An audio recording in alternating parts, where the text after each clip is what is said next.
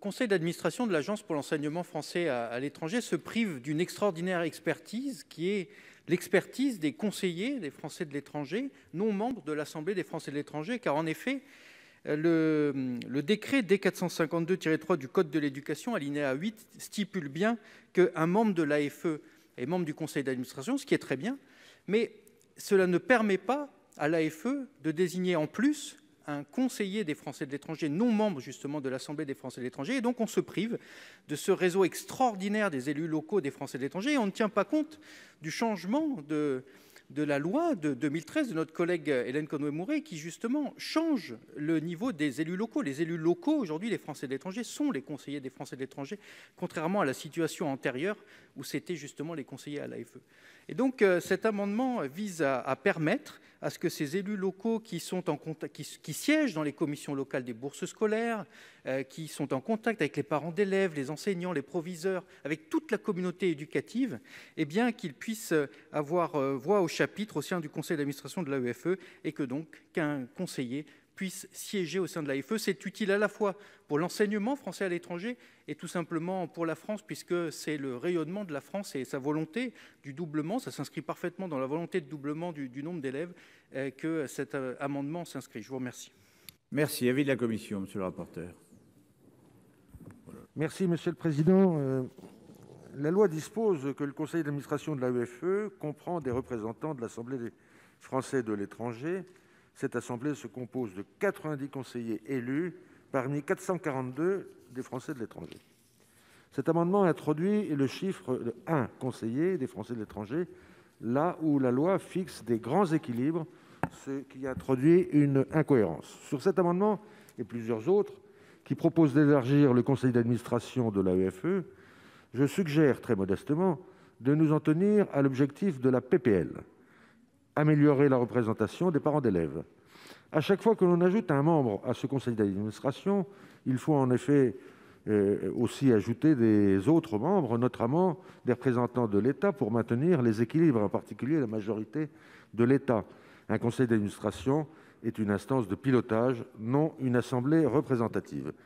S'agissant de cet amendement en particulier, il invoque la nécessité d'une représentation proche du terrain.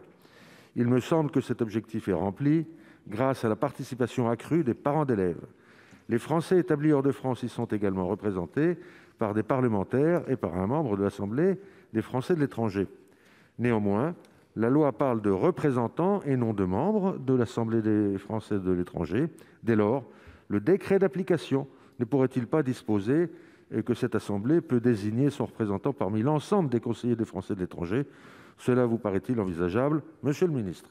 Donc, après la réponse de monsieur le ministre, je vous dirais que c'est une demande de retrait, sinon l'avis serait défavorable.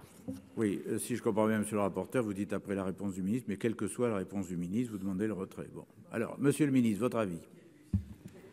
Merci, monsieur le président.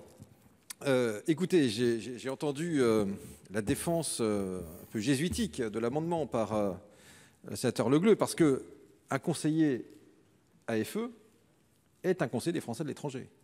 Donc, les conseillers des Français de l'étranger sont bien représentés au sein du conseil d'administration de l'AEFE. Et donc, je crois que finalement, l'amendement est satisfait, du coup.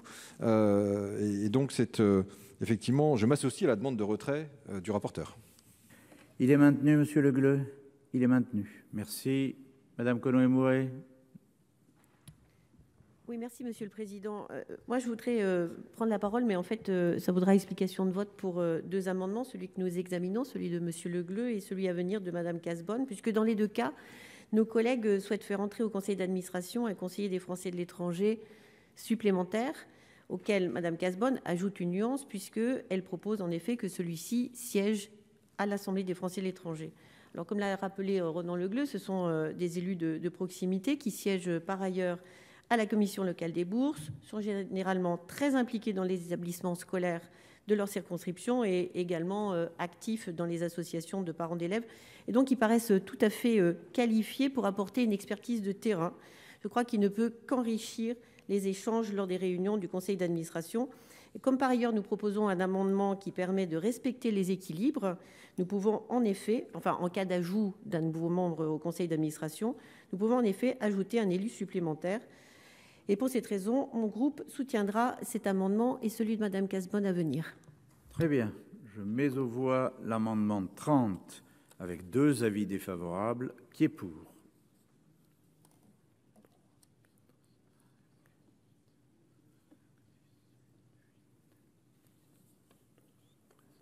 Merci. Qui est contre?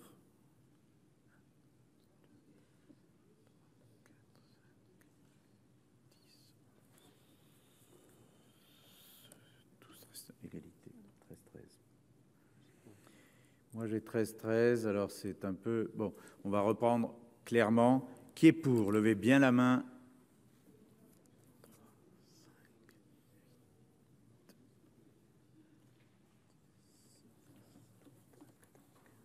Qui est contre?